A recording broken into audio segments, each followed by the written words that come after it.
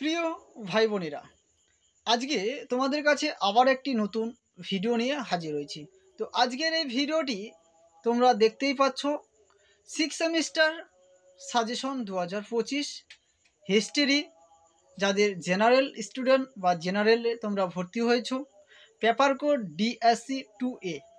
এই DSC2 এর যে পেপার নেমটা রয়েছে সেটা হচ্ছে হিস্ট্রি অফ ইন্ডিয়ান 1760 AD থেকে 1857 AD পর্যন্ত।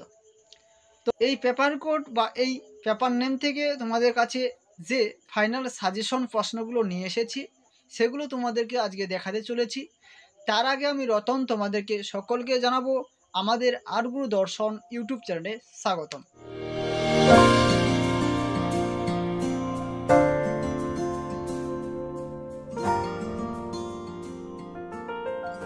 তো ফাইনালে এখন আমরা মূল ভিডিওতে পৌঁছে গেছি।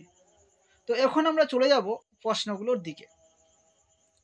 তো তোমাদের যে প্রথম যে প্রশ্নটি রয়েছে বিভাগ ক থেকে, এখানে রয়েছে ব্রিটিশদের সঙ্গে সম্পর্কের উপর বিশেষ গুরুত্ব সহ হায়দর আলী ও টিপু সুলতানের অধীনে মহীশূর রাজ্যের বিকাশ আলোচনা করো। ভেরি ভেরি ইম্পর্টেন্ট এই প্রশ্নটি। আর তোমরা জানো বা তোমরা এর আগে পরীক্ষা দিয়েছো যে তোমাদের যে এক একটা প্রশ্নের মান থাকে 12 মার্কের, সেখানে 4টি প্রশ্ন থাকে, যার মধ্যে 2টি প্রশ্ন লিখতে হয়। টোটাল 24 নম্বর বিভাগ ক থেকে। আর তোমাদের বিভাগ খ থেকে 4টি প্রশ্ন থাকে, সেখানেও তোমাদের 2টি প্রশ্ন লিখতে হয়। প্রত্যেকটা প্রশ্নের মান সেখানে থাকে 4 নম্বর। তো তোমাদের বিভাগ ক থেকে 24 নম্বর আর বিভাগ খ থেকে তোমাদের 8 নম্বর। তাহলে তোমাদের টোটাল 32-এর মধ্যে এক্সাম হয়। এটা হয়তো তোমরা কম বেশি সবাই জানো। তো যাই হোক, এখন আমরা দেখব বিভাগ ক এর 2 নম্বর প্রশ্নটি। 2 নম্বর প্রশ্নটি যেটা রয়েছে এটা ভেরি ভেরি ইম্পর্টেন্ট রয়েছে। প্রথম ইঙ্গ মারাঠা যুদ্ধের পরিপ্রেক্ষিতে আলোচনা করো। তারপরে যেটা 3 নম্বর প্রশ্নটি রয়েছে, ঊনবিংশ শতকের প্রথম ধার্যে বঙ্গীয় চেতনা বিকাশের ক্ষেত্রে ইয়ং বেঙ্গলের অবদান মূল্যায়ন করো। তারপরে তোমাদের 4 নম্বর যে প্রশ্ন রয়েছে ভেরি ভেরি ইম্পর্টেন্ট রয়েছে, ওয়াবি আন্দোলনের কারণ ও তাৎপর্য আলোচনা করো। তো তোমরা যে প্রশ্নটির পিছনে বেশি স্টার মার্ক, অর্থাৎ তোমরা যদি 3টা স্টার মার্ক দেখতে পাও তাহলে ভাববে সেটা 100% কমন। যেটাতে ধরো 2টি স্টার মার্ক রয়েছে সেটা ধরো তোমরা 80 থেকে 90% কমন রয়েছে। আর যেটার একটা স্টার মার্ক থাকবে সেটা ধরো 50 থেকে তোমাদের 70 এই পর্যন্ত কমন। তো তারপরে যে 5 নম্বর প্রশ্ন রয়েছে, বাংলার চিরস্থায়ী ভূমি রাজস্ব বন্ধ ব্যবস্থা সম্পর্কে আলোচনা করো। কৃষকদের উপর এটি কীরূপ প্রভাব ফেলেছিল। নেক্সট 6 নম্বর প্রশ্নটি রয়েছে,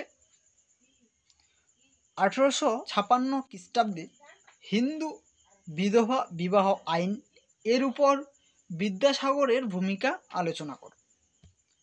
তারপরে যেটা 7 নম্বর প্রশ্ন রয়েছে, সমাজ সংস্কার হিসেবে বিদ্যাসাগরের ভূমিকা পর্যালোচনা করো বা আলোচনা করো।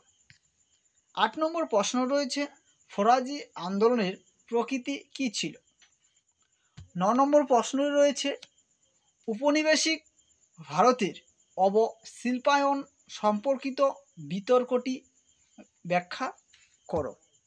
10 নম্বর প্রশ্ন রয়েছে, ঊনবিংশ শতাব্দীর প্রথম ভাগে ভারতের পাশ্চাত্য শিক্ষার প্রসারে বিভিন্ন পর্যায়গুলি আলোচনা করো।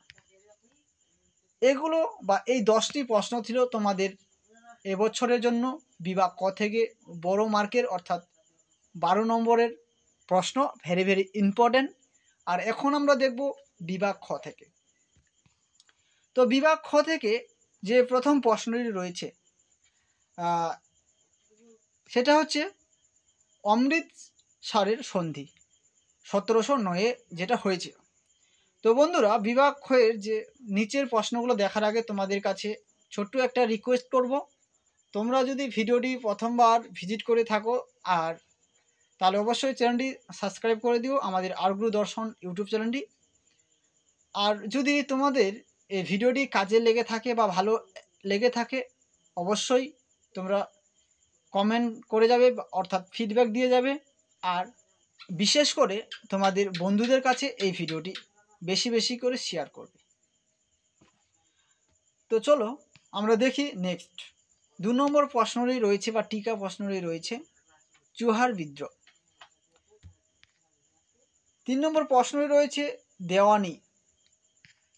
4 নম্বর প্রশ্নটি রয়েছে অধীনতামূলক মিত্রতা নীতি। তারপরে নেক্সট প্রশ্ন রয়েছে মহলওয়ারি বন্ধ ব্যবস্থা। নেক্সট যেটা রয়েছে ব্রাহ্মণ আন্দোলন। তারপরে রয়েছে সলবাই এর চুক্তির উপর একটি সংক্ষিপ্ত টিকা। নেক্সট যেটা 8 নম্বর রয়েছে রায়তওয়ারি বন্ধ ব্যবস্থা। 9 নম্বর প্রশ্নটি রয়েছে উডের ডেসপাস 1854 কি ছিল, বা উডের ডেসপাস কি ছিল, এটা টিকা। শেষ প্রশ্ন তোমাদের 10 নম্বর, সেটা হচ্ছে শুদ্ধি আন্দোলন। তো এখানেও তোমাদের 10টি টিকা রয়েছে। এই 10টি টিকা তোমরা যদি ভালো করে পড়ো তাহলে তোমরা অবশ্যই এই 10টির মধ্যে থেকে তোমরা 4টি কমন পেয়ে যেতে পারো। আর তোমাদের যেহেতু 4টি লিখতে হবে না, তোমাদের 2টি লিখতে হয়, পারলে তোমরা এখান থেকে তোমরা যেগুলো বেশি স্টার মার্ক দেওয়া রয়েছে তোমরা সেগুলো পড়তে পারো, আর সেই প্রশ্নগুলো তোমরা পড়ে রাখতে পারো। তোমরা যদি সেই প্রশ্নগুলো যদি তোমাদের সহজ হয় তাহলে সেই প্রশ্নগুলো যদি আসে তোমরা লিখতে পারো। তো আজকের ভিডিওটি আমি এখান থেকে শেষ করব। তার আগে আরেকটি কথা বলি, অবশ্যই তোমরা এই ইউটিউব চ্যানেলটির সাথে থাকবে। আর কিছুদিনের মধ্যেই, অর্থাৎ এই ইউটিউব চ্যানেলের মধ্যে তোমরা অনেক কিছুই শিখতে পারবে। আর তোমাদের কোন কোন সাবজেক্টের আরও সাজেশন লাগবে, তোমরা এই ভিডিও আপলোডিং যে শিডিউল একটা তোমাদের কাছে গেছে নোটিস, সেটা তোমরা একটু দেখে নেবে। ওই নোটিশ বা ওই শিডিউল অনুযায়ী তোমাদের কাছে ভিডিও পৌঁছে যাবে। তো চলো আজকের ভিডিওটি এখান থেকে শেষ করছি। দেখা হচ্ছে অন্য কোনো এক নতুন ভিডিওতে।